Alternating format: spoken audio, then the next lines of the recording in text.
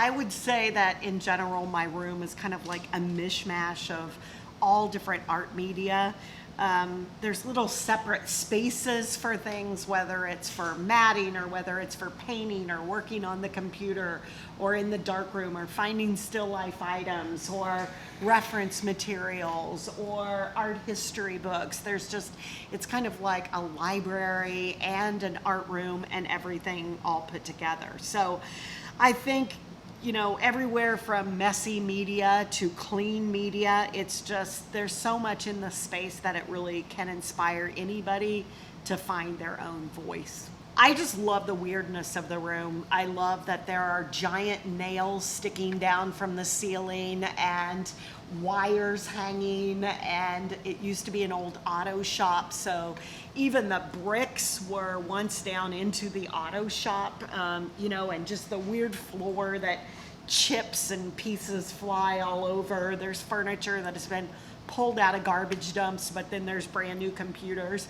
So I love the old and the new mixed together. So it's not such a precious environment that when some people come in that they feel like, ooh, I don't want to touch anything. It's like a very tactile environment.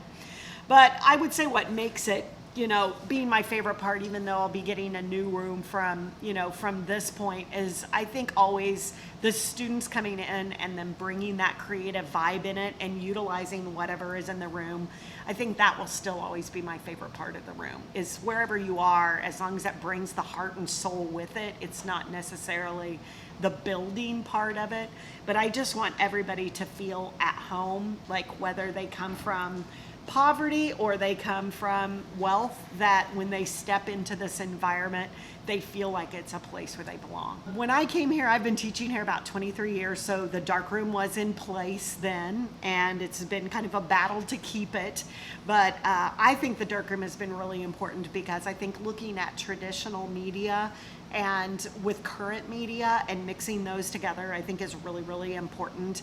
I think just because you have a computer, it doesn't mean you throw the pencils away. And so the darkroom it will always be magic, even though it's getting ready to be gone, all right, in a large form. I think there's just that magic of being able to be up, moving, working with the chemicals, doing that physical side of it, and then seeing that come up, and you really have to have quality to your work. It can't be a mistake that you fix really easily, and I think that's something that's starting to get lost in the digital age, and I think that darkroom really shows that. You really get that gritty going back to the heart of where the medium started.